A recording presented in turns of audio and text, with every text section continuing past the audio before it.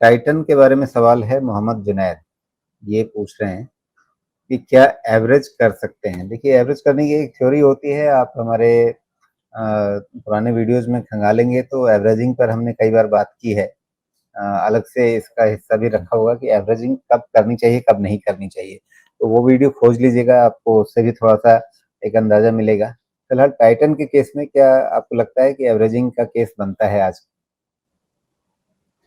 Titan में क्या है ना, मैंने आई थिंक 1 साल पहले की बातचीत हुई थी मेरी किसी से। उस समय मैं टाइटन हमारे कवरेज में नहीं है, इसलिए मुझे इसको अच्छे से पढ़ना पड़ा था। उस समय शायद ये 100 टाइम्स पे ट्रेड करता था। मैं कहता हूँ अभी 80 टाइम्स से भी महंगा है मेरे हिसाब से। ठीक है, इनके पास बहुत सारे लीवर्स हैं, सब कुछ ठीक है, लेकिन अकॉर्डिंगली आपको कंपटीशन भी अच्छा खासा आ रहा है। और आप इनके क्वार्टरली सेल्स ग्रोथ को उठा के अगर रखते हैं, अच्छा, जिस मान समय लेते आपकी हैं। बात उन सज्जन से हुई थी और 100 के पीई पे था और आपने कहा महंगा है, अगर वो सज्जन आपसे मतलब पूछते 2020-2021 वाले समय में, तब आप क्या जवाब देते?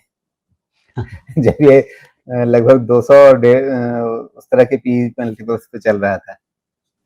हाँ, वही जवाब देता जो मैंने एक समय में एशियन पेंट्स के लिए जवाब दिया था। तो वही रहेगा मेरा अभी भी आंसर कि वैल्यूएशन नॉर्मलाइजेशन बहुत इंपॉर्टेंट है।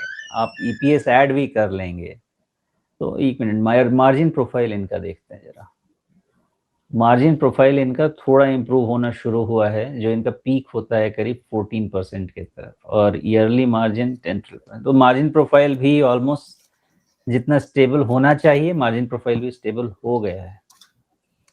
मुझे लगता है इवन 80 टाइम्स पे भी ये मोस्टली आप समझे कि 3000 से 4000 के नीचे भी नहीं जाएगा और 4000 के ऊपर भी नहीं जाएगा। ये लंबा इसका कंसोलिडेशन चलेगा। हीट निकलना जरूरी है। कौन सा हीट निकलना जरूरी है? आप देखेंगे डेटा सिंस 2016 ये 275 रुपीज का स्टॉक एकदम सीधा सीधा चल के आपका 4000 हुआ है। ये बहुत बड़ा साइकिल कंप्लीट होता है, तो इसके बाद इसको कंसोलिडेट लंबे समय के लिए होना जरूरी है। आप पूरा चार्ट लगा के देख लीजिएगा, कहीं भी कभी भी इसने बड़ा रिस्क नहीं लिया है, except for the month starting January 2024। तो ये कंसोलिडेशन 1.5 से 3 साल तक का हो सकता है। कब निकलेगा, कितने वैल्यूएशन पे निकलेगा, टाइम विल टेल। बट मेरा अंदाजा ऐसा है कि जब तक निफ्टी का नया हाई नहीं बनेगा, इसमें अपना स्टॉक का वैल्यूएशन ट्रिगर नहीं हो सकता है 4000 के ऊपर निकलने का।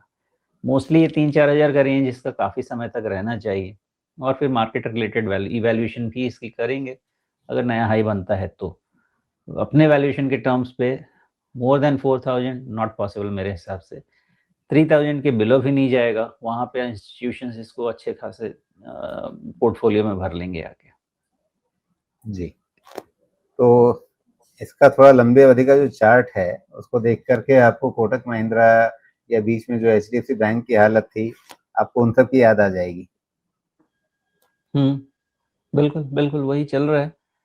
कोटक का 6.5 टाइम प्राइस टू बुक चला गया था, और फिर उसको 2.5 टाइम पे कोई पूछ नहीं रहा था, और 2.5 टाइम से जो उसने अपने रिटर्न बनाना शुरू किया है तो मिल नहीं रहा था किसी को। तो यही है। लेकिन वैल्यूएशन फिर भी इनका बहुत अभी भी आई थिंक, अगर 25 टाइम पे ग्रो कर रहा है मान लेते हैं, और 10% का मार्जिन, एसेट टर्न अच्छा है, एसेट टर्न में कोई खराबी नहीं, बहुत अच्छा है इसका। उस केस में भी 50 टाइम के ऊपर का वैल्यूएशन मेरे लिए, मुझे लगता है बहुत एक्सपेंसिव रहेगा। तो 3000 की तरफ आते आते अभी आप देखिए 3300 है, तो रफली 10% और नीचे चले जाइए, और इसका वैल्यूएशन अभी चल रहा होगा कुछ 70 टाइम के आसपास का, 80 टाइम का। तब भी आप जाएंगे, तब भी आपको ये 70 टाइम पे ही मिलेगा। तो चलिए वहां पे जाके आपको इसका अच्छा एसेट टर्नओवर है, उसका आप इसको बेनिफिट ऑफ डाउट दे दीजिए। बहुत हाई आरओई बिजनेस है, उसका बेनिफिट ऑफ डाउट आप दे दीजिए, क्योंकि 31% 32% का आरओई जनरेट कर रहा है, तो शेयर होल्डर वेल्थ तो अच्छा क्रिएट कर रहा है आप। तो उस केस में आप कितना भी डिस्काउंट देंगे तो 70 टाइम्स से ऊपर तो मुझे फेयर वैल्यू तो नहीं लगेगा। और 70 टाइम्स पे ये 3000 के आसपास रहेगा, जहां तक मेरी कैलकुलेशन कहती है। तो जी, वहां पे जाके ठीक ठाक लगना चाहिए, और 4000 पे जाके तो एक्सट्रीमली ओवर वैलिड होना जाना चाहिए।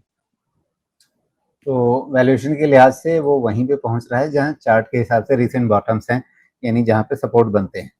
तो सपोर्ट और वैल्यूएशन दोनों एक साथ मेल खा जाते हैं। हाँ, करेक्ट। तो 3000 4000 ये 30% का जो रेंज है ना ऊपर नीचे का, ये अभी और समय तक रहना चाहिए। जी। चलिए, तो आपके सामने मोहम्मद जुनैद जी, ये एक क्लियर रेंज बनी हुई है और अभी ये उस रेंज के बीच में है मोटा-मोटी।